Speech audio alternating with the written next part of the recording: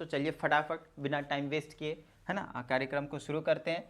तो देखिए यहाँ पे सबसे पहले क्या कहा गया है, acids are the substances which are sour in taste. तो नो डाउट खट्टे होते हैं, ये हमें मतलब पहले से ही पता है। काफ़ी चीज़ें आप लोगों को एसिड्स के बारे में पता होंगे, बेसिक बेसिक चीज़ें, ठीक है। बट यहाँ पे थोड़ी सी एडवांस चीज़ों की ओर चलते हैं हम, जहाँ पे हमें पता है कि जो एसिड्स हैं वो क्या करते हैं, हाइड्रोनियम आयन को इल्ड करते हैं, देते हैं, निकालते हैं कब, when we dissolve acids in water. जब आप वाटर में एसिड को डाल देते हैं, जैसे कि आपने HCl डाला किस में, वाटर में, तो ये क्या करता है, ये टूटता है पहले तो H+ और किस में, Cl- में। सबसे होता क्या है, ध्यान समझिएगा, पहले तो हाइड्रोजन के आयंस बनते हैं, हाइड्रोजन आयंस बनते हैं, ठीक है ना, हाइड्रोजन आयन बनते हैं।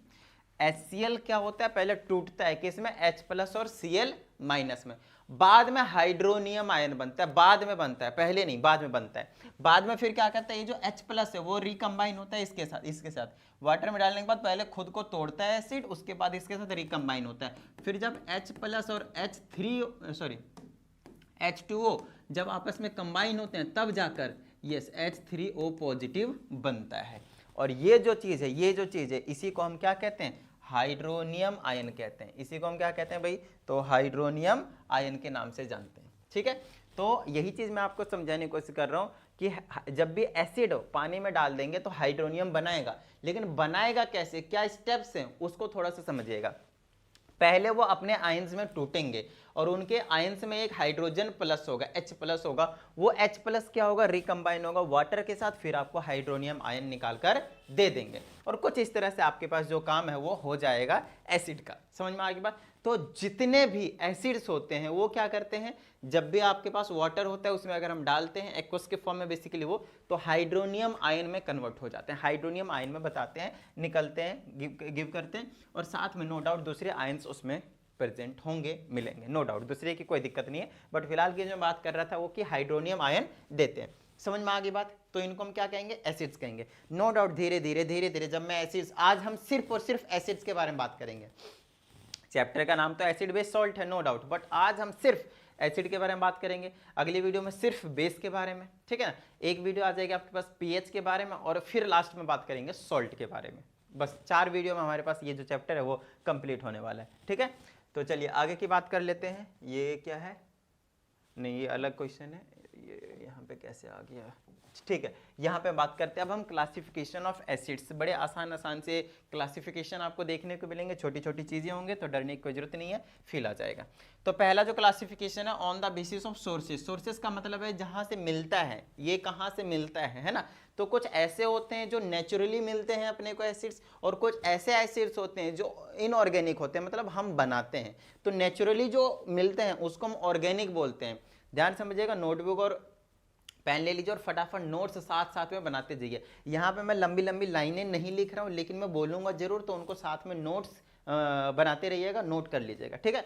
ओके, तो on the basis of sources के बेस पे हम एक तो ऑर्गेनिक एसिड्स के जानते हैं और एक इनऑर्गेनिक, जिसको मिनरल एसिड के नाम से भी जानते हैं। तो ये जो एसिड्स होते हैं उनको हम खुद बनाते हैं, क्या करते हैं, उनको हम खुद बनाते हैं, ठीक है ना। हम क्या करते हैं, उनको खुद बनाते हैं। तो ऑर्गेनिक एसिड्स में एग्जांपल होते हैं एसिटिक एसिड। आप लोगों ने सुना होगा एसिटिक एसिड का नाम, मैं बता देता हूँ। एसिटिक एसिड आपको विनेगर में देखने को मिलेगा, घर में जो अचार वगैरह में डलता है ना, चाउमीन वगैरह में, उसको कहते हैं विनेगर। उस विनेगर में आपको क्या देखने को मिलेगा, एसिटिक एसिड, ठीक है। सेकंड है मैलिक एसिड। आप कभी एप्पल खाए होगे, है ना, खट्टा खट्टा फील होता है थोड़ा बहुत, ठीक है, तो वो आता है मैलिक एसिड की वजह से, है ना। सोर टेस्ट उसमें किसकी वजह से आता है, मैलिक एसिड की वजह से। तो मैलिक एसिड आपके पास क्या हो गया, आपके पास एक ऑर्गेनिक एसिड हो गया, नेचुरली मिल रहा है आपको। नेक्स्ट आपके पास फॉर्मिक एसिड। फॉर्मिक एसिड देखिए, प्लांट और एनिमल में से जो भी एसिड आपको मिल रहे हैं नेचुरली, उसको हम बोलते हैं ऑर्गेनिक एसिड, ठीक है। फॉर्मिक एसिड मिलता है आपके पास, या तो नेटल एक प्लांट होता है, उसके लिप्स में कांटे कांटे होते हैं, उसके स्टिंग होते हैं, उसमें देखने को मिलेगा, चुभ जाएंगे आपको तो बड़ा फील होगा। और नहीं तो दूसरा चींटी के डंक में, बोले तो जो एंट के स्टिंग होते हैं ना, चींटी के डंक जब काट लेते हैं तो उसमें आपको फॉर्मिक एसिड देखने को मिलेगा। इसको हम एक और नाम से जानते हैं, इसको बोलते हैं मिथेनोइक एसिड। क्या नाम बोलेंगे इसको, मिथेनोइक एसिड, ठीक है। चलिए, और मिथेनोइक एसिड हमने आपको पहले पढ़ाया हुआ है कि इसमें ऑर्गेनिक केमिस्ट्री में, देख लीजिएगा प्लीज। नेक्स्ट है सिट्रिक एसिड। आपने लेमन देखा होगा, है ना, आपने ऑरेंज देखे होंगे, ये जो खट्टे फ्रूट्स होते हैं जनरली उसमें क्या होते हैं, सिट्रिक एसिड पाए जाते हैं। है ना, लेमन और ऑरेंज में तो खास करके, ग्रेप्स में भी आपके पास सिट्रिक एसिड देखने को मिलेगा। Next tartaric acid. Tartaric acid आप लोगों ने देखा होगा उसमें क्या कहते हैं उसको, टिड़िंग टिड़िंग टार्टरिक, या हाँ इमली में, ठीक है, टेमरिंड नाम सुना होगा, टार्टरिक एसिड, ठीक है ना, उसमें पाया जाता है। नेक्स्ट है लैक्टिक। लैक्टिक एसिड आपको दही में देखने को मिलेगा, किसमें, दही में, कर्ड में, गॉट इट, ओके। तो ये जितने भी ऑर्गेनिक एसिड्स होते हैं वो ऑलमोस्ट क्या क्या होते हैं, वीक एसिड। अब देखिएगा यहाँ पे मैंने हर एक एसिड को ये भी बता दिया कि कहाँ कहाँ से मिल रहा है वो, लेकिन मैंने यहाँ पे लिखा नहीं है। It means you have to make notes, remember, मैं यहाँ पे कम चीजें लिखकर ज्यादा चीजें एक्सप्लेन कर रहा हूँ, बट आपको साथ साथ में नोट्स जरूर बनाने हैं। तो ये जनरली वीक एसिड्स होते हैं। ये ऐसा नहीं है कि भैया आपने अपने स्किन पे डाला, लोगों को थोड़ा सा भ्रम रहता है और ये एसिड है हाथ में जल जाएगा, ऐसा नहीं है, ठीक है ना। क्यों, क्योंकि ये नेचुरल वाले एसिड्स हैं, ये वीक एसिड्स होते हैं, ये हम कंज्यूम करते हैं लेकिन इधर आप जरा, है ना, डर जाओगे, क्यों, क्योंकि इसको कंज्यूम नहीं करोगे, जला ही देगी, ये जला देंगे। तो इनको हम इनऑर्गेनिक कहते हैं या फिर मिनरल एसिड्स के नाम से जानते हैं, जो हम क्या करते हैं, मैनमेड होते हैं, हम बनाते हैं अपनी तरफ से। Hydrochloric acid, sulphuric acid, nitric acid, ये तीन हद से ज़्यादा इंपॉर्टेंट वाले, ठीक है। ये थोड़े स्ट्रॉन्ग एसिड होते हैं, थोड़े नहीं, बहुत ज़्यादा, ठीक है, आगे बात करेंगे। नेक्स्ट आपके pass on the basis of constituent elements, किस चीज से बना है उसके बेसिस पे हमने क्लासिफाई कर रखा है। पहला आपके पास है ऑक्सी एसिड्स, दूसरा है हाइड्रा एसिड्स। तो ऑक्सी एसिड्स क्या होंगे देख लीजिए, जैसे कि हाइड्रोजन और ऑक्सीजन के साथ साथ नॉन मेटल होंगे, हाइड्रोजन भी होंगे, ऑक्सीजन भी होंगे और एक नॉन मेटल भी होगा, उसको हम ऑक्सी एसिड्स के नाम से जानेंगे। जैसे सल्फ्यूरिक एसिड देखिए, हाइड्रोजन है, ऑक्सीजन है और आपके पास एक सल्फर के नाम पर नॉन मेटल है। हाइड्रोजन है, ऑक्सीजन है, नाइट्रोजन क्या है, नॉन मेटल है, हाइड्रोजन है, ऑक्सीजन है, ये क्या आपके पास नॉन मेटल है। सल्फ्यूरिक एसिड, नाइट्रिक एसिड और ये है आपके पास नाइट्रस एसिड, क्या है ये, नाइट्रस एसिड, याद रखिएगा, ठीक है ना। ऐसे ही मैं आप लोगों को सारी बता दूंगा, ठीक है। नेक्स्ट कौन से नाम मैं यहाँ पे लिखा नहीं, इसका मतलब ये नहीं कि आपको नहीं लिखना, आपको लिखना है नोट्स बनाते टाइम, ठीक है। हाइड्रा एसिड्स, जिसमें हाइड्रोजन होंगे और एक नॉन मेटल होंगे, इसमें ऑक्सीजन नहीं होगा। हाइड्रोक्लोरिक एसिड है ना, HBr, HI, हाइड्रोजन ब्रोमाइड कहते हैं इसको, है ना, या फिर इसको क्या है, हाइड्रोजन आयोडाइड के नाम से जानते हैं ना, हाइड्रोजन क्लोराइड के नाम से जानते हैं, आपको मालूम होना चाहिए, ठीक है, इतनी बात, ठीक है, ओके।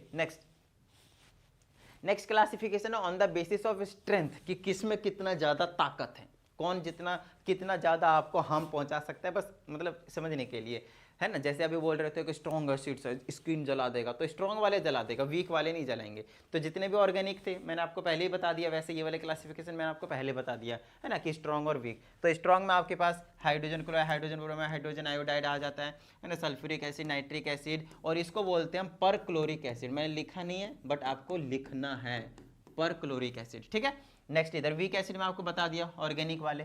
और अच्छा ये यहाँ पे एक लाइन और लिख रखा है मैंने, डिसोसिएट्स कंप्लीटली, है ना। हमें पता कैसे चलेगा कि ये स्ट्रॉन्ग एसिड है या फिर वीक एसिड है, तो आप डिसोसिएशन करवाएंगे। डिसोसिएशन करवाने का मतलब होता है आप उसे पानी में डाल देंगे, और पानी में डालने के बाद अगर वो अपने सारे ही आयंस में टूट जाए, सारे ही आयंस में टूट जाए, तब हम उसको कहते हैं क्या, strong acid, dissociates completely. But जो कंप्लीटली डिसोसिएट्स नहीं होते हैं, जो कंप्लीटली डिसोसिएट्स नहीं होते हैं, उसको हम क्या कहते हैं, वीक एसिड। ऑर्गेनिक वाले सारे, ठीक है ना। Acetic acid, carbonic acid, methanoic acid का ये फॉर्मूला है। और ये है आपके पास फॉस्फोरिक एसिड, ये है सिट्रिक एसिड, ये है बोरिक एसिड, और ये कौन सा एसिड है, ये लैक्टिक एसिड है, ठीक है ना, ये लैक्टिक एसिड है, वीक एसिड वाले।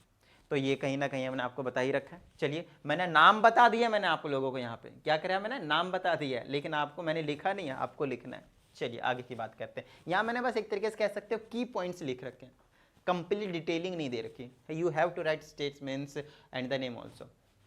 Next on the basis of, हम कॉन्सेंट्रेशन के बेस पे करेंगे। कॉन्सेंट्रेशन तो एक होता है कॉन्सेंट्रेटेड एसिड और एक होता है डाइल्यूट एसिड। तो इन दोनों के लिए की पॉइंट्स लिख रखा है मैंने। कॉन्सेंट्रेटेड के जब भी हम बात करेंगे तो उसमें एसिड की क्वांटिटी ज्यादा होगी बट वाटर की क्वांटिटी कम होगी, है ना। फॉर एग्जांपल मैंने बोला कि भाई 90 ml एसिड है, ठीक है ना, 90 ml एसिड है, और जो 10 ml है वो आपके पास वाटर है, वाटर। इन दोनों से मिलाया तो हमें एक सॉल्यूशन मिला। अब हमें बताना है कि ये जो सॉल्यूशन है वो कॉन्सेंट्रेटेड है या डाइल्यूट है, कॉन्सेंट्रेटेड है या डाइल्यूट है। तो no doubt it will be dilute because here concentration amount of acid is greater, ठीक है, इसका उल्टा कीजिए, आपको डाइल्यूट मिल जाएगा। तो आप लोगों ने कभी अगर लैब गए होंगे केमिस्ट्री लैब, तो आपको पता चलेगा कि वहाँ पे लिखा हुआ रहता है, एक में कॉन्सेंट्रेटेड एसिड और एक में लिखा रहता है डाइल्यूट एसिड। तो कॉन्सेंट्रेटेड एसिड में एसिड का अमाउंट बहुत ज़्यादा है और जो वाटर का अमाउंट है वो ना के बराबर, बहुत कम है। वहीं पे जब डाइल्यूट की बात करते हैं, अलग से बनाकर हम डाइल्यूट एसिड रखते हैं रिएक्शंस करवाने के लिए, राइट। तो उसमें हम क्या करते हैं, उसमें थोड़ा सा पानी लेकर उसमें एसिड मिला, ज़्यादा पानी लेकर थोड़ा सा एसिड मिला देते हैं, तो वो हमारे पास डाइल्यूट एसिड का काम करता है। समझ में आ गया होगा, डिटेल में लिख लीजिएगा प्लीज़, ठीक है। चलिए आगे की बात कर लेते हैं।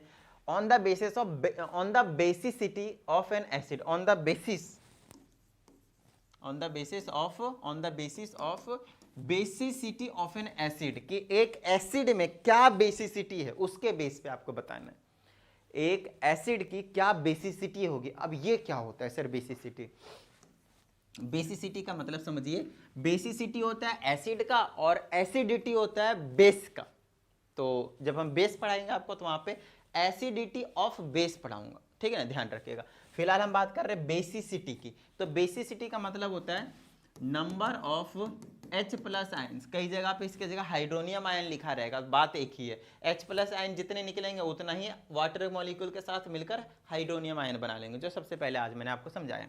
तो number of H plus ions releases, तो जितने ज़्यादा आपके पास no doubt H plus ion से निकलेंगे उतना ही उसकी बेसिसिटी हो जाएगी। एग्जाम्पल के तौर पे कुछ होते हैं मोनोबेसिक, कुछ होते हैं डाइबेसिक, कुछ होते हैं ट्राइबेसिक। तो मोनोबेसिक का मतलब है जो एक H प्लस रिलीज करेगा उसको हम मोनोबेसिक के नाम से जानेंगे, ठीक है। अच्छा ध्यान रखिएगा, बेसिक का नाम आते हैं यहाँ पे, बेस की तरफ नहीं जाना है। बेसिक नाम है, बेसिसिटी नाम है, तो वो किसका निकलेगा? एसिडिटी का, क्योंकि ये H प्लस रिलीज कर दे रहा है, ध्यान रखिएगा। HCl को जब हम पानी में डालते हैं तो H प्लस और Cl माइनस में टूटता है, एक H प्लस दे देता है, और बाद में ये वाटर के साथ अगर मिल जाए तो ये क्या बना लेगा? Hydronium ion. और यही तो मैं कह रहा हूँ कि एक हाइड्रोनियम आयन देगा या फिर एक H प्लस देगा, एक ही बात। नाइट्रिक एसिड एक H प्लस में टूटेगा और नाइट्रेट आयन में टूटेगा, तो एक H प्लस दे रहा है। सल्फ्यूरिक एसिड, ध्यान से समझिएगा, इनको तोड़ने का भी एक तरीका होता है, ये नहीं कि भैया एकदम बुरी तरीके से तोड़ दिया। ऐसे होता है, पहले एक एक आयंस करके तोड़ेंगे। H2SO4 है, जब आपने इसको पानी में डाला है, ठीक है ना, तो एक्चुअल में क्या होगा? एक्चुअल में ऐसे होगा, H प्लस टूटेगा और HSO4 के ऊपर आ जाएगा माइनस का साइन, ऐसे टूटा, ठीक है। अच्छा बाद में ये वाटर के साथ मिलकर हाइड्रोनियम आयन बना लेगा, H3O पॉजिटिव। चलिए आप हमें सिर्फ H प्लस देख लेते हैं। बाद में ये जो HSO4 है, ये जो HSO4 है आपके पास, HSO4 नेगेटिव है, वो क्या करेगा? उसको पानी में तो हमने डाल ही रखा है, बाद में फिर से वो क्या करेगा? अपने आप को तोड़ेगा, फिर से तोड़ेगा वो H प्लस और SO4 अब की बार हो जाएगा इसके ऊपर 2 माइनस। समझ रहे होंगे? Got it? तो एक आयन निकला, फिर दूसरी बार में दूसरी आयन निकल गया, और ये आपके पास देखते ही देखते बता दिया भैया। बाद में इसको आप हाइड्रोनियम आयन बना सकते हो वाटर के साथ कंबाइन करवा के, नो डाउट, वो घर की बात है ना, वो मैंने आपको सिखा दिया, बना लीजिएगा। सो ओवरऑल हुआ यहाँ पे क्या हुआ? आपने चेकआउट किया कि क्या कर रहा है, ये एक दे रहा है, ये कितने दे रहे हैं? 2 देंगे, ये भी 2 देंगे। ये आपके पास किसका फॉर्मूला यार?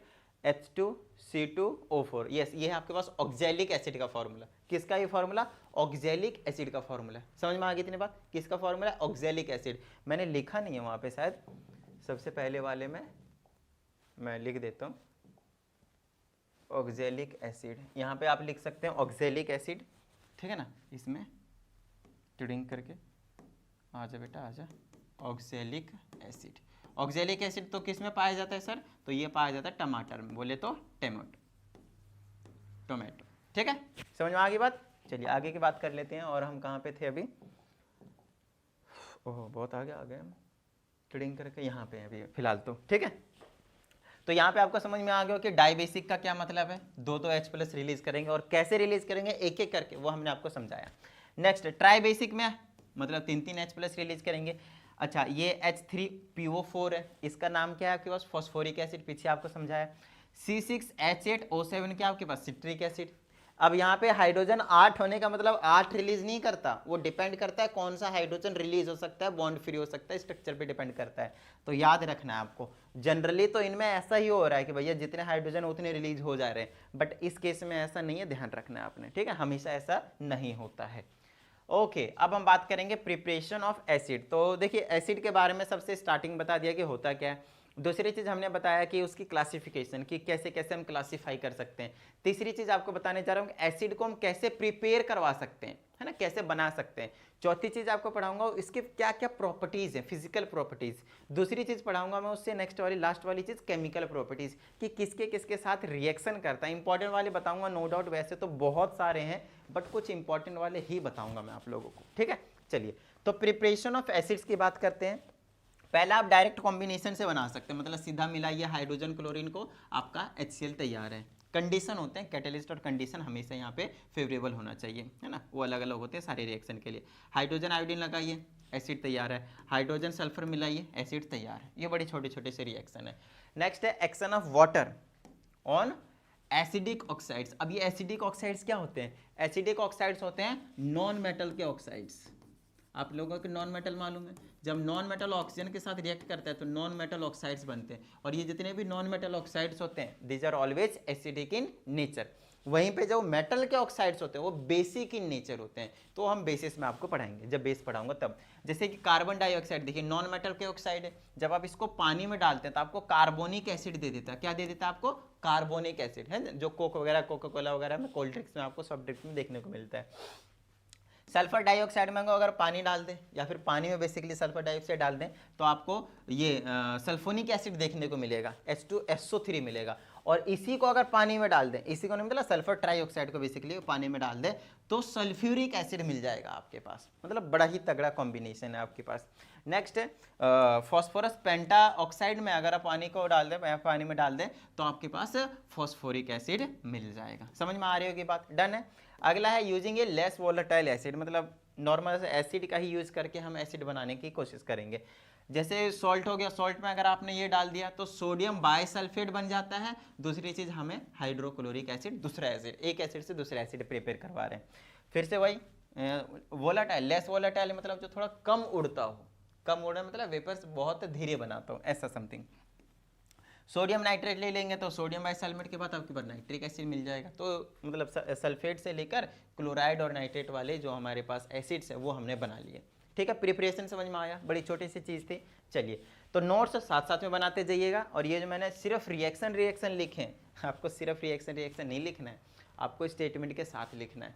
When salt reacts with less volatile acid it gives sulfate ion, you can say when it is sulfur basically sulfate, and then we get another acids। इस टाइप के आपको स्टेटमेंट बनाकर जरूर लिख लेनी है। Got it?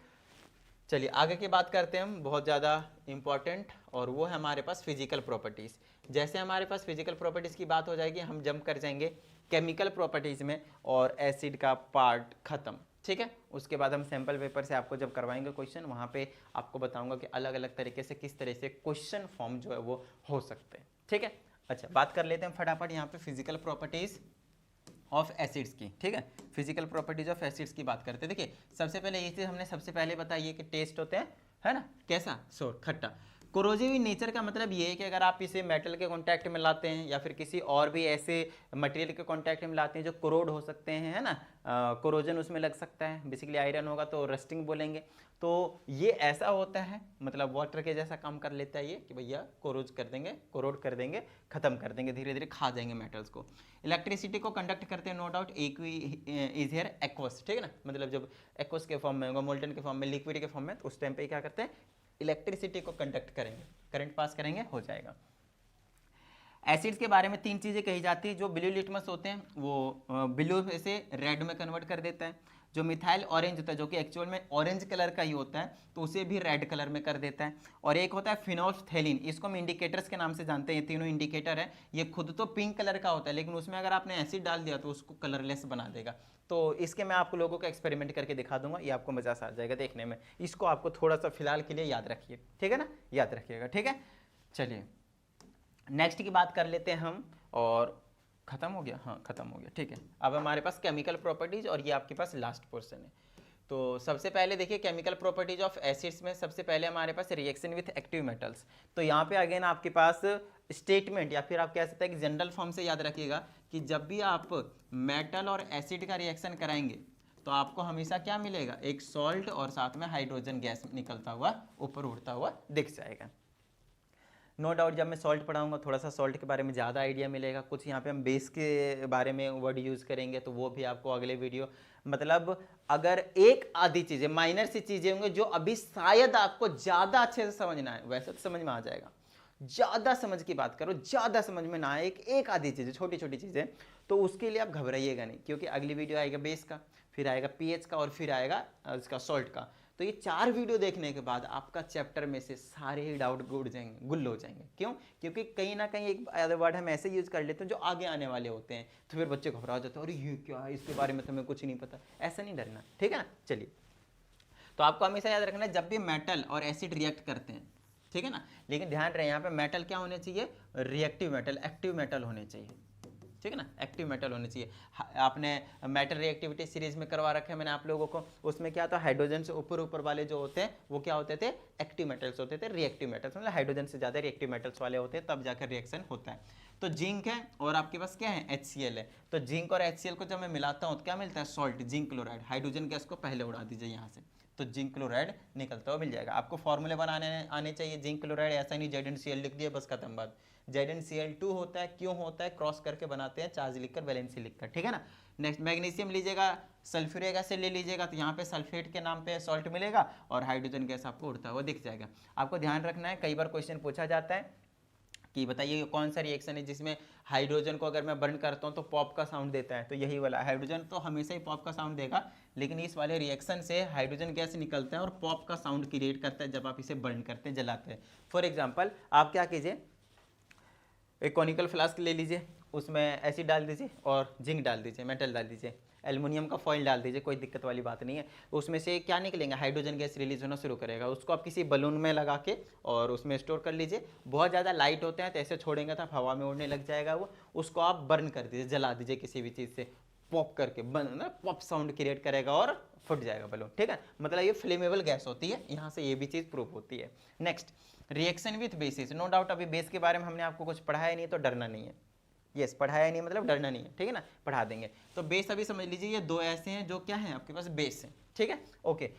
एसिड और base का जब भी रिएक्शन होता है, एसिड और बेस का जब भी रिएक्शन होता है तो आपको क्या देखने को मिलता है, सॉल्ट और वाटर। ऊपर वाले में आपने देखा एसिड और मेटल का जब रिएक्शन था सॉल्ट के साथ हाइड्रोजन गैस मिला, लेकिन लेकिन लेकिन जब एसिड और बेस का रिएक्शन होता है सॉल्ट के साथ वाटर निकलता है।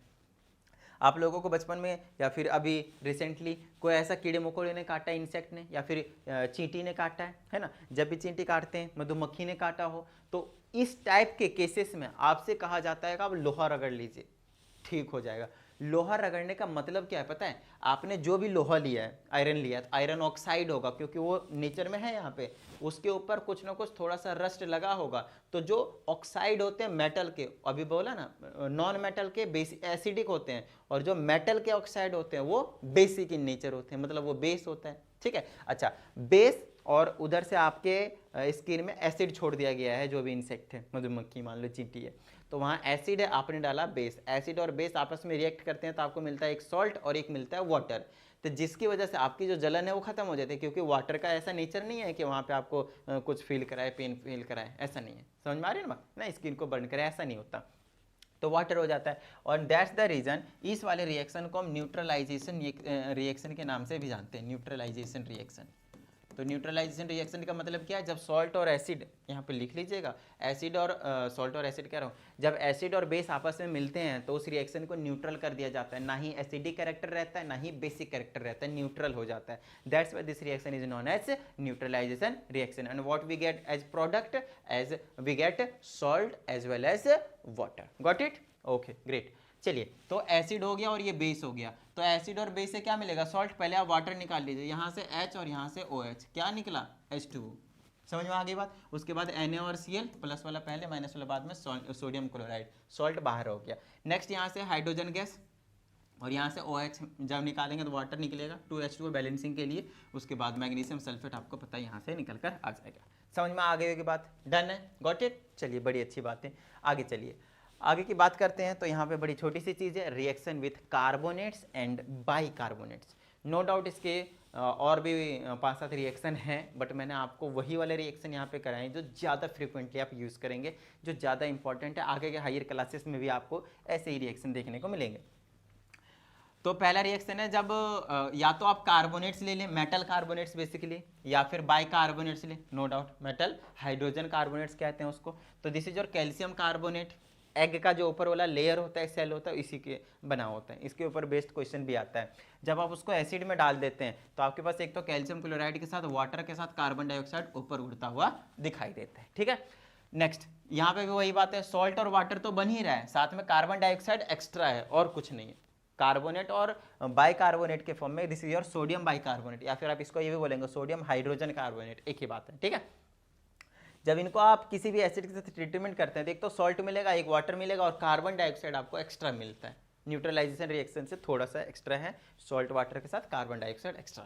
क्यों? क्योंकि ये कार्बोनेट आयन है तो वहाँ से कार्बन डाइऑक्साइड बनता भी है। समझ में आ गई की बात? डन है। तो सबसे पहले बता दो, जो बेसिस होते हैं वो बिटर इन टेस्ट होते हैं, मतलब कड़वा होता है ये, ठीक है ना। अब धीरे धीरे आपको एग्जांपल्स के साथ पता चलेगा कि क्या होते हैं बेसिस डिटेल में। तो आगे देखिए इसमें क्या कहा जाता है। कहा जाता है बेस जो होता है एक ऐसा सब्सटेंस होता है जो क्या करता है, कंबाइन होता है हाइड्रोनियम आयन के साथ, और उसके बाद आपको दो चीज मिलेंगे, एक सॉल्ट और एक वाटर। ठीक है, अब देखिए हाइड्रोनियम आयन जो होते थे वो H3O पॉजिटिव होते हैं, H3O पॉजिटिव होते हैं, जो कि एसिडिक कैरेक्टर को रिप्रेजेंट करता है। समझ में आ रही है बात? एसिडिक कैरेक्टर को रिप्रेजेंट करता है। अगली वीडियो में हम इसके बारे में और भी डिटेल में बात करेंगे, जहां पे पीएच की वैल्यू बात करेंगे। वहां पे जितना ज्यादा हाइड्रोनियम आयन्स होंगे उतनी ज्यादा एसिडिक कैरेक्टर को देखने को मिलेगा। तो एसिडिक कैरेक्टर के साथ अगर हम एक ऐसे सब्सटेंस को ले आए जो सॉल्ट और वाटर देता हो, मतलब 100% वो जो चीज होगा उसे वो बेस होगा। क्योंकि आप लोगों ने पढ़ा है एसिड और बेस, नहीं पढ़ा है तो समझ लीजिए, याद कर लीजिए अब, कि एसिड और बेस जब भी मिलेंगे तो आपको उस रिएक्शन को न्यूट्रलाइज होते हुए आपको देखने को मिलेगा। जो कि वैसे ये वाला रिएक्शन मैंने आप लोगों को एसिड में करवाया हुआ है, ठीक है ना। लास्ट वीडियो में एसिड बेस मिलते हैं तो आपको सॉल्ट और वाटर मिलता है ना, न्यूट्रलाइजेशन रिएक्शन के नाम से ये जाना जाता है। कुछ एग्जांपल्स अभी और नीचे मैं आप लोगों को देने वाला हूं और ज्यादा अच्छे से अंडरस्टैंडिंग होने के लिए। सबसे पहले देखिए जो बेसिस होते हैं वो या तो वो मेटल ऑक्साइड्स हो सकते हैं या तो मेटल हाइड्रोक्साइड्स हो सकते हैं। अब मेटल ऑक्साइड का मतलब sodium oxide, magnesium oxide, calcium oxide, इस टाइप से आपके पास देखने को मिलेगा। वहीं पर अगर आपके पास मेटल हाइड्रोक्साइड्स की बात करते हैं तो sodium hydroxides, potassium hydroxides, calcium hydroxides, magnesium hydroxides, आगे एक्सेट्रा एक्सेट्रा आप लगा सकते हैं। कहने का मतलब ये है कि जितने भी मेटल होते हैं उसके साथ हाइड्रोक्साइड्स हो या फिर उसके ऑक्साइड्स हो, इन सबको ही हम बेस के नाम से जानते हैं, और यही आपके पास एग्जाम्पल है बेस के। समझ में आई बात इतनी? डन है। अब देखिए कुछ एग्जाम्पल्स लिख दिए। ये रहा आपके पास बेस, ये रहा आपके पास एसिड। जब हम दोनों को मिला देंगे तो क्या मिलेगा आपको, ये रहा सॉल्ट और ये रहा वाटर, है ना, सॉल्ट वाटर। बैलेंसिंग आप देख लीजिएगा, बैलेंस नहीं करा मैंने, वैसे ये बैलेंस ही है। दूसरा आपके पास कैल्शियम हाइड्रोक्साइड और ये सल्फ्यूरिक एसिड, तो ये हो गया आपके पास बेस और ये हो गया आपके पास एसिड। तो एसिड बेस मिलेगा सॉल्ट, ये कैल्शियम हाइड्रोक्साइड, कॉपर नहीं, कैल्शियम हाइड्रोक्साइड है, ठीक है, कैल्शियम हाइड्रोक्साइड और सल्फ्यूरिक एसिड, तो ये कैल्शियम सल्फेट और वाटर निकाल कर दे देगा, सॉल्ट एंड वाटर। ये सॉल्ट है और ये वाटर है। समझ में आ रही है बात? डन है। ओके, तो बेस तो आपको समझ में आ गया, लेकिन अब समझाते हैं एक पर्टिकुलर टर्म जिसका नाम है अल्कली, ठीक है ना, अल्कलीज। अब ये अल्कली जो होता है वो थोड़ा सा डिफर करता है बेस से। मैं समझाता हूं कैसे। देखिए सबसे पहले अल्कलीज में क्या लिखा है, इसमें कहा जाता है the bases which are water soluble called alkalis. मतलब ऐसे बेस तो है ही नो डाउट, लेकिन उन बेसिस में से कुछ ऐसे पर्टिकुलर बेस होते हैं जो वाटर सोल्यूबल होते हैं, जो पानी में घुल जाते हैं। समझिए चीजों को, जो पानी में घुल जाते हैं, ठीक है ना, पूरी तरह मिक्स हो जाते हैं, उनको हम क्या कहते हैं, अल्कली के नाम से जानते हैं। उनको हम अल्कली के नाम से जानते हैं, पानी में मिल जाते हैं, घुल जाते हैं, ठीक है ना। जो पानी में मिल घुल जाते हैं उनको हम क्या कहते हैं, सॉल्युबिलिटी है ना, सॉल्युबल हो जाते हैं, उनको हम क्या कहते हैं, अल्कलीज के नाम से जानते हैं। अब समझिए सोडियम हाइड्रोक्साइड हो गया, मेटल हाइड्रोक्साइड है, ये भी मेटल हाइड्रोक्साइड है, ये भी मेटल हाइड्रोक्साइड है, ये ऑक्साइड है, ये ऑक्साइड है, ये हाइड्रोक्साइड है। तो ये जितने भी होते हैं, मेटल हो गया, हाइड्रोक्साइड, मेटल ऑक्साइड हो गया, या फिर मेटल हाइड्रोक्साइड्स हो गए, जो कि अभी हमने आपको यहाँ पे एग्जांपल दिया, ये वाले सारे, तो ये तो बेस होते हैं नो डाउट, और वही मैंने यहाँ पे लिखा है, वही तो है। देखिए ये सारे sodium hydroxide, potassium hydroxide, this is called ammonium hydroxide, copper oxide, magnesium oxide, और ये आपके पास आयरन हाइड्रोक्साइड। अब ये जितने भी मेटल ऑक्साइड और मेटल हाइड्रोक्साइड्स होते हैं वो तो बेस होते हैं no doubt, but sir alkalis तो वाटर सोल्यूबल वाले हैं, तो क्या ये सारे वाटर सोल्यूबल हैं? नहीं। देखिए यहाँ पे लिखा है ये सारे के सारे are bases but sodium hydroxide, potassium hydroxide and ammonium hydroxide. ये तीन आपको बहुत अच्छे से याद रखने हैं। ये तीनों वाटर सॉल्यूबल होते हैं, जिसकी वजह से हम इनको अल्कलीज के नाम से जानते हैं। याद हुआ? समझ में आ गई बात? सारे मेटल ऑक्साइड और मेटल हाइड्रोक्साइड नो डाउट आपके बेस के काम करेंगे, वो बेस होंगे, बट जरूरी नहीं है ना, बट जरूरी नहीं है जो अल्कलीज होंगे, अच्छा सॉरी, जितने भी आपके पास मतलब अल्कलीज होंगे वही वाटर सॉल्युबल होंगे, सारे के सारे बेस वाटर सॉल्युबल नहीं होंगे। चीजों को समझिए, ठीक है ना। तो अभी मैंने आपको एक एग्जांपल दे दिया सोडियम हाइड्रोक्साइड का, ये वाला, दूसरा एग्जांपल दे दिया पोटेशियम हाइड्रोक्साइड का, और तीसरा दे दिया अमोनियम हाइड्रोक्साइड का। तो ध्यान रखिएगा ये वाटर सॉल्युबल होते हैं, जिसकी वजह से हम इनको अल्कलीज के नाम से जानते हैं। याद हो गया होगा, ठीक है। चलिए यहाँ पे एक नोट डालकर एक लाइन लिखी है, इसको समझिएगा अच्छे से। ऑल अल्कलीज आर बेस, क्योंकि हमें पता है जितने भी बेस होते हैं उसी में से अल्कलीज निकल कर आते हैं, समझ रहे हो। लेकिन all bases are not alkalis, लेकिन सारे बेस को आप अल्कलीज नहीं कह सकते ना, जो सॉल्युबल होते हैं, वाटर सॉल्युबल होते हैं, हम अल्कलीज सिर्फ उसी को कहते हैं, सारे बेसिस को नहीं कह सकते। Got it. चलिए अब हम कुछ क्लासिफिकेशन कर लेते हैं। पहला है on the basis of strength, है ना, कितनी ज्यादा स्ट्रेंथ है, मतलब कॉन्सेंट्रेशन जैसी चीजें आप कह सकते हैं, ठीक है ना। कॉन्सेंट्रेशन के बेस पे अलग क्लासिफिकेशन देखने को मिल जाएगा आपको। फिलहाल आप देखिए स्ट्रेंथ, किसमें कितनी ज्यादा पावर, ऐसा समझ लीजिए, मतलब जिसमें जितना ज्यादा OH नेगेटिव के जो कॉन्सेंट्रेशन देखने को मिलेगा, स्ट्रेंथ उसकी सबसे ज्यादा होने वाली है। तो स्ट्रॉन्ग बेसिस की जब हम बात करते हैं तो उसमें आता है जो, है ना, देखिए यहाँ पे क्या लिखा, basis which undergo complete dissociation producing या high concentration of hydroxyl ion. Hydroxyl ion है क्या आपके पास, तो OH माइनस है, ठीक है ना। In aqueous solution are called strong bases. देखिए स्ट्रॉन्ग बेसिस वो होते हैं अगर हम उसको किसी भी तरह से एक्वस के फॉर्म में डाल दिया, कहने का मतलब पानी में डाल दिया, वाटर में डाल दिया, तो वो हाइड्रोक्सिल आयंस बहुत ज्यादा अमाउंट में रिलीज करेंगे हाई कॉन्सेंट्रेशन में, और उसी को हम स्ट्रॉन्ग बेस के नाम से जानेंगे। एग्जाम्पल है आपके पास sodium hydroxide, potassium hydroxide, lithium hydroxide. देखिए जो रिएक्टिव मेटल्स होते हैं ना, रिएक्टिव मेटल्स, ध्यान रखिएगा, रिएक्टिव मेटल्स जो होते हैं, अगर आप उसके हाइड्रोक्साइड्स की बात करेंगे, आप उनके हाइड्रोक्साइड्स की बात करेंगे, वो जनरली, ठीक है ना, आपको क्या देखने को मिलेंगे, स्ट्रॉन्ग के कैटेगरी में फॉल करते हैं। गॉट इट, इतनी बात समझ में आ गई, डन है, ठीक है। वहीं पे आपके पास वीक बेसिस क्या होंगे, जो कंप्लीटली डिसोसिएशन नहीं होंगे। कंप्लीटली डिसोसिएशन का मतलब समझिए, जैसे मैंने बोला कि ये स्ट्रॉन्ग है, तो स्ट्रॉन्ग को जब मैं सोडियम हाइड्रोक्साइड को एक्वस के फॉर्म में लाऊंगा, मतलब पानी में डालूंगा, तो ये अपने आयंस में कंप्लीटली टूट जाएंगे, Na+ और OH- में डिसोसिएट हो जाएंगे। यहां तक बात समझ में आई, डन है, ठीक है, ओके। अब देखिए वीक बेसिस का मतलब है पार्शियल डिसोसिएशन, मतलब पूरी तरह से नहीं टूटेंगे। मान लीजिए आपने 10 मोल डाला, तो स्ट्रॉन्ग के केस में पूरे 10 के 10 मोल डिसोसिएट हो जाएंगे, टूट जाएंगे अपने आयंस में। बट जब वीक बेस की बात करेंगे तो पूरी तरह वो नहीं टूटते हैं। पहले 10 मोल्स में से 2 मोल टूटा, फिर और पानी डाला आपने, वाटर डाला उसमें, तो और थोड़ा सा टूटा, और पानी डाला तो और थोड़ा सा टूटा, और इस तरह करते करते करते करते फिर टूटता है वो, ठीक है, ओके। अब बात करते हैं यहाँ पे एग्जांपल इसके, ammonium hydroxide, calcium hydroxide, magnesium hydroxide, etcetera etcetera etcetera. तो देखिए यहाँ पे रिएक्टिव मेटल्स तो मैंने बोल दिया, लेकिन ध्यान रखिएगा ये भी थोड़े बहुत रिएक्टिव मेटल्स में आते हैं, कैल्शियम मैग्नीशियम। तो इसका मतलब थोड़ा सा ध्यान से आपको याद रखने की जरूरत है कि सोडियम पोटेशियम सबसे टॉप में बैठते हैं, लिथियम तो ये कुछ ज्यादा ही हाईली रिएक्टिव, बहुत ही ज्यादा रिएक्टिव है ना। इवन अगर आप इसको ओपन एयर में रखते हैं तो ऑक्सीजन के साथ भी रिएक्ट कर लेते हैं, जिसकी वजह से ये स्ट्रॉन्ग बेसिस का एग्जाम्पल बन जाते हैं। बट ये वाले आपके पास जो है वो थोड़े से वीक बेस के एग्जाम्पल में फॉल करते हैं। हालांकि मैग्नीशियम हाइड्रोक्साइड भी कहीं ना कहीं एक अच्छा खासा थोड़ा सा बेस के कैटेगरी में ज्यादा ही फॉल करता है, बट फिलहाल इसको हमने वीक में रख रखा है क्योंकि थोड़ा सा इनसे थोड़ा सा लोअर कैटेगरी में फॉल करता है, ठीक है। अब हमारे पास classification on the basis of acidity. देखिए जब हम बात कर रहे थे एसिड की, तो वहां पे हमने बात की थी बेसिसिटी की।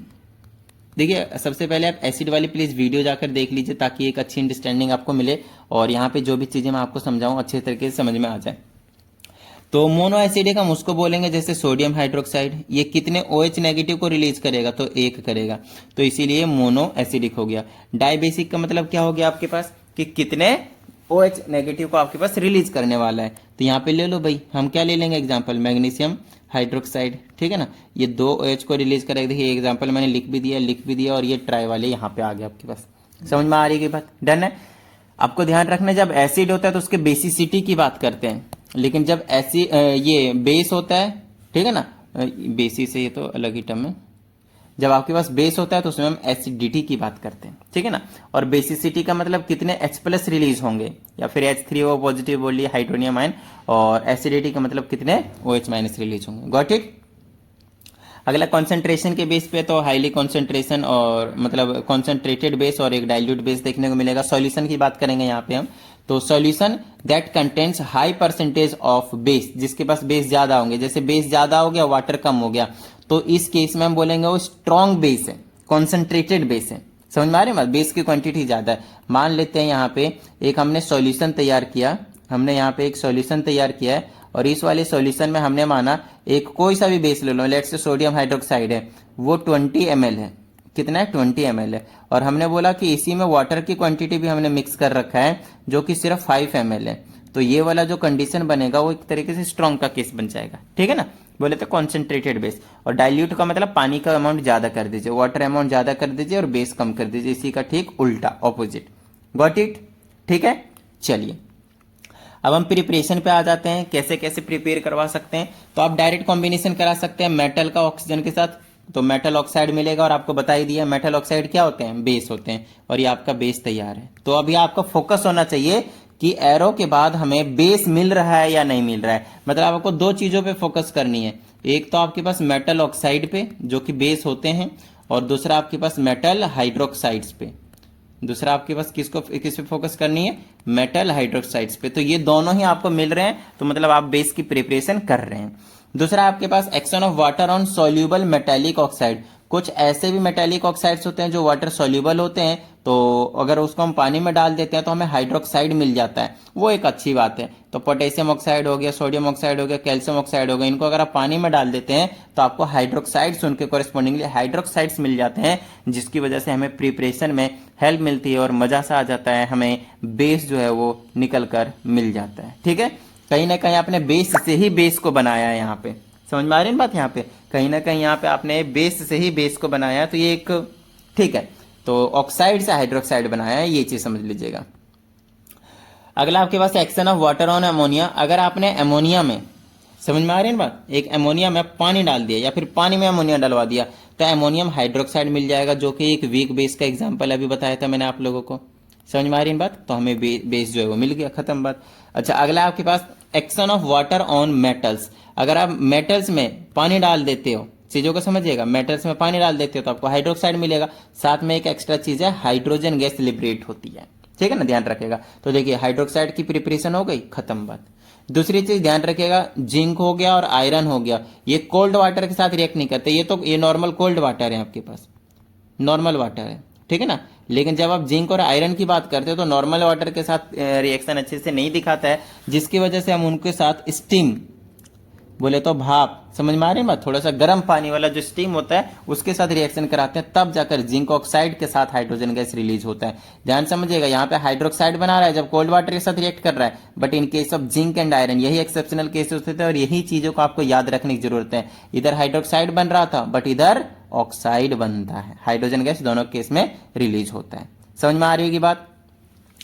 अब देखिए प्रिसिपिटेशन ऑफ मेटल हाइड्रोक्साइड्स का मतलब ये है कि हमने मेटल हाइड्रोक्साइड्स का यूज किया और प्रिसिपिटेट बना लिया। तो कैसे होता है, देखिए कॉपर सल्फेट लिया हमने, सोडियम हाइड्रोक्साइड लिया हमने, तो यहाँ पे कॉपर हाइड्रो, ये डबल डिस्प्लेसमेंट रिएक्शन याद कीजिए और कुछ नहीं, ठीक है ना, डबल डिस्प्लेसमेंट रिएक्शन।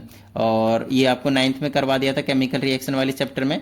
तो अपने आयंस को सल्फेट और हाइड्रोक्साइड ये एक्सचेंज कर लेंगे, ये इसके साथ चला जाएगा और ये सोडियम के साथ चला जाएगा, तो सोडियम सल्फेट बाहर हो जाएगा और कॉपर हाइड्रोक्साइड आपको बनता हुआ दिख जाएगा।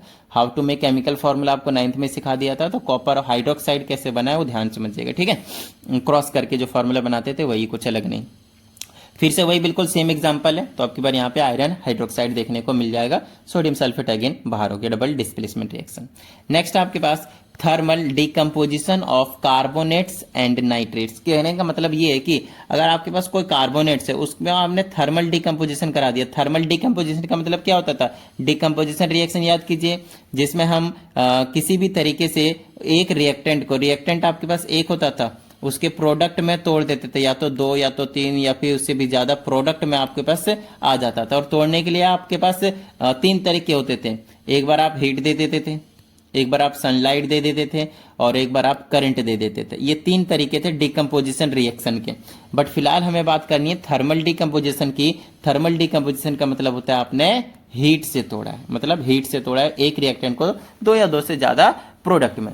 तो यहाँ पे अगर आप देखें तो कार्बोनेट है, अगर आपने कार्बोनेट पे हीट दे दिया, ये डेल्टा सिंबल कहते हैं, हीट को रिप्रेजेंट करते हैं, आपने हीट दिया तो कॉपर ऑक्साइड और कार्बन डाइऑक्साइड में कन्वर्ट हो जाता है। तो देखिए हमें मिल गया ना कॉपर ऑक्साइड, और कॉपर ऑक्साइड है क्या? एक बेस है। समझ में आ गई इतनी बात? डन है, ठीक है। और हम क्या करवा रहे हैं? प्रिपरेशन ही तो करवा रहे हैं, इन्हीं चीजों की तो हमें जरूरत है। अच्छा, सिर्फ इतना ही नहीं, अगर आपने कार्बोनेट्स के साथ साथ नाइट्रेट्स के साथ भी ऐसा किया, तो जैसे कि ये रहा आपके पास कॉपर नाइट्रेट लिया, हीट करा, आपको कॉपर ऑक्साइड अगेन मिल गया। These are the side products. समझ में आ रही है ना? तो मेन चीज हमारा ये बनाना था, वो हमें मिलकर तैयार होकर मिल चुका है। समझ में आ गई बात इतनी? डन है। चलिए अब कुछ फिजिकल प्रॉपर्टीज पे नजर मार लेते हैं, थोड़ा सा ध्यान से समझिएगा। तो पहले बता दिया बेसिस का जो टेस्ट होता है वो थोड़ा बिटर होता है। समझ में आ गई बात? ये सोपी टू फील होता है, मतलब फिसलता है, हाथ में लीजिएगा ना फिसलेगा, जैसे साबुन जैसा, बिल्कुल ठीक है ना। सोपी टू फील मतलब साबुन जैसा फील होता है, फिसलता है हाथ से, ठीक है ना। कुछ कॉस्टिक अल्कलीज होते हैं, जैसे सोडियम हाइड्रोक्साइड हो गया, कॉस्टिक सोडा के नाम से ही जाना जाता है बेसिकली। और दूसरा पोटेशियम हाइड्रोक्साइड, जो क्या होते हैं? हाईली कोरोजिव होते हैं, है ना, मतलब ये कोरोड कर देता है, जंग वंग लगाने के टाइप में समथिंग।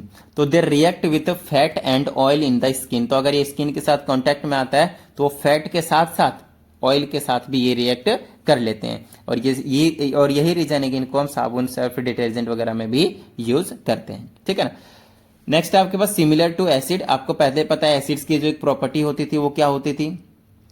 जब हम उसको पानी में डालते थे, मतलब एक्वस के फॉर्म में होता था, तो वो कंडक्ट करता था इलेक्ट्रिसिटी को। सेम, बिल्कुल सेम यहाँ पे भी सॉल्यूशन अगर बेस तैयार करते हैं तो 100% वो भी इलेक्ट्रिसिटी को कंडक्ट करता है। समझ में आ गई बात? Conduct electricity.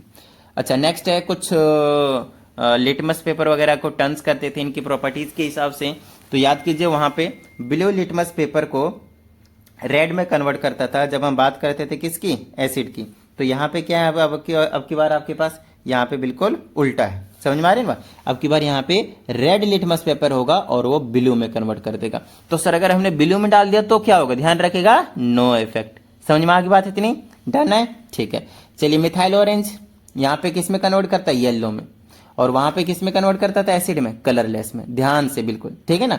नेक्स्ट है फिनोल्फिनिन। फिनोल्फिनिन यहाँ पे कन्वर्ट करता है पिंक में, और वहां पे जहां तक मुझे याद है शायद कलरलेस होता था, ठीक है ना। तो ये चीजें थोड़ी सी आप लोगों के लिए याद करने वाली हैं, तो याद एक बार ट्रिक बनाकर याद कीजिएगा अपने हिसाब से। Got it? चलिए लास्ट टॉपिक पे आ जाते हैं, जिसका नाम है केमिकल प्रॉपर्टीज ऑफ बेसिस। अब देखिए केमिकल प्रॉपर्टीज ऑफ बेसिस में सबसे पहला है एसिड और बेस रिएक्ट करते हैं, क्या मिलता है आपको? सॉल्ट और वाटर। एसिड वाले वीडियो से ही आपको ये बताते हुए आ रहा हूं, ठीक है। अगर आपने पास करवा दिया हाइड्रोक्साइड्स में से कार्बन डाइऑक्साइड तो आपको कार्बोनेट मिल जाता है। ध्यान समझिएगा, अब यहाँ पे हम प्रिपरेशन नहीं करवा रहे हैं कि यहाँ पे एरो के बाद इधर ढूंढते फिरो कि भैया हमारा हाइड्रोक्साइड कहाँ है, हमारा मेटल ऑक्साइड कहाँ है। नहीं, आपको बेस नहीं मिलेगा। मैं अब बेस का रिएक्शन करवा रहा हूं अलग अलग के साथ। बेस का रिएक्शन करवाया एसिड के साथ, यहाँ पे बेस का रिएक्शन करवाऊंगा कार्बन डाइऑक्साइड के साथ, तो कार्बोनेट मिल जाएगा और वाटर। उसी तरह से यहाँ पे बेस का रिएक्शन आपस में ये वाला बेस का रिएक्शन करवा रहे हैं किसके साथ? एमोनियम क्लोराइड के साथ, तो हमें सॉल्ट वाटर के साथ साथ एमोनिया गैस मिल रहा है। ये एक सबसे इंपॉर्टेंट पार्ट है, ध्यान समझिएगा। एमोनिया गैस की प्रिपरेशन हम इससे करवा सकते हैं। अच्छा, डबल डिकम्पोजिशन रिएक्शन या फिर जो इसको हम प्रिसिपिटेशन रिएक्शन भी नाम से जानते थे, तो जिंक सल्फेट, सोडियम हाइड्रोक्साइड, ये भी ऊपर बता ही दिया था हमने, ठीक है ना, प्रिपरेशन में भी, ठीक है ना। तो ये प्रिसिपिटेट बनाने वाली कहानी है और कुछ अलग नहीं है। और last and the most important समझिएगा, amphoteric behaviour of some bases. मतलब कुछ ऐसे बेस है हमारे पास जो एम्फोटेरिक नेचर के होते हैं, और एम्फोटेरिक नेचर के मतलब है ऐसे सब्सटेंसेस जो एसिड की तरह भी बिहेव करते हैं और बेस की तरह भी बिहेव करते हैं, उनको हम एम्फोटेरिक बेस के नाम से जानते हैं। तो याद रखिएगा एल्युमिनियम का, जिंक का और लेड का, ठीक है ना। तो एल्युमिनियम का जैसे एल्युमिनियम ऑक्साइड हो गया Al2O3, या फिर एल्युमिनियम हाइड्रोक्साइड हो गया AlOH थ्राइस, ये दोनों ही आपके पास, ठीक है ना, यहाँ पे लिख दिया ना। अच्छा सॉरी, ऑक्साइड्स की बात नहीं कर रहे हैं, हाइड्रोक्साइड्स की बात कर रहे हैं, तो ऑक्साइड को छोड़ दीजिए और हाइड्रोक्साइड्स की बात करते हैं। मतलब एल्युमिनियम हाइड्रोक्साइड्स की बात करते हैं तो वो आपके पास क्या है, रहेंगे आपके पास एक एम्फोटेरिक, यस एम्फोटेरिक बेस का काम करने वाला है। जिंक हाइड्रोक्साइड की बात करेंगे तो वो भी एक एम्फोटेरिक बेस की बात करेंगे। और लेड, पीवी मतलब लेड होता है, तो लेड के अगर हम हाइड्रोक्साइड्स की बात करते हैं तो वो भी आपके पास एक एम्फोटेरिक बेस का एग्जाम्पल देखने को मिलना है। अब आपको पता है कि जितने भी एम्फोटेरिक होते हैं वो एसिड की भी प्रॉपर्टीज को शो करते हैं और बेस के भी प्रॉपर्टीज को शो करते हैं, पहले भी बताया हुआ है आपको। तो ध्यान रखिएगा ये एसिड के साथ साथ बेस के साथ भी रिएक्ट करेंगे, है ना। जब वो बेस के साथ रिएक्ट करेंगे तो खुद एसिड की तरह रिएक्ट करेंगे, और जब एसिड के साथ रिएक्ट करेंगे तो वो खुद बेस की तरह रिएक्ट करेंगे, ठीक है ना। इनके पास दोनों प्रॉपर्टी है। जैसे कि देखिए हमने आपके लिए यहाँ पे एल्युमिनियम हाइड्रोक्साइड को लिया है, मैं यहाँ पे एसिड के साथ रिएक्ट करवा रहा हूं, तो यहाँ पे एल्युमिनियम हाइड्रोक्साइड बेस की तरह रिएक्ट करेगा, तो एसिड बेस रिएक्ट करवाएंगे तो सॉल्ट और वाटर मिल जाएगा। ठीक उसी प्रकार से ये क्या है, हमारे पास सोडियम हाइड्रोक्साइड बेस है, तो यहाँ पे ये जो एल्युमिनियम हाइड्रोक्साइड होगा वो एक एसिड की तरह बिहेव करेगा, और फिर से एसिड बेस रिएक्ट करेंगे तो सॉल्ट और वाटर मिलेगा। इस सॉल्ट का नाम होता है सोडियम एल्यूमिनेट। जिंक के साथ करेंगे तो वो क्या नाम है इसका, यार यहाँ पे NaOH डाल दिया, जैसे ऐसे, जैसे जिंक हो गया, हाइड्रोक्साइड हो गया, और मान लीजिए सोडियम OH डाल दिया, तो यहाँ पे क्या बन जाएगा, यहाँ पे H2O तो निकल कर आएगा ही आएगा, तो सोडियम जिंकेट का एग्जाम्पल आपको यहाँ पे देखने को मिलेगा। शायद यहाँ पे 2 आता है, देख लीजिएगा एक बार सोडियम जिंकेट का प्रॉपर तरीके से फॉर्मूले। तो कुछ इस तरह की जो कहानी है वो आपको देखने को मिलेगा, है ना, सोडियम जिंकेट। और अगला आता है लेड के साथ होता है, तो लेड प्लम्बेट के नाम से जाना जाता है उसको। लेड के केस में क्या कहते हैं, प्लम्बेट कहते हैं। क्या इतनी बात समझ में आ गई?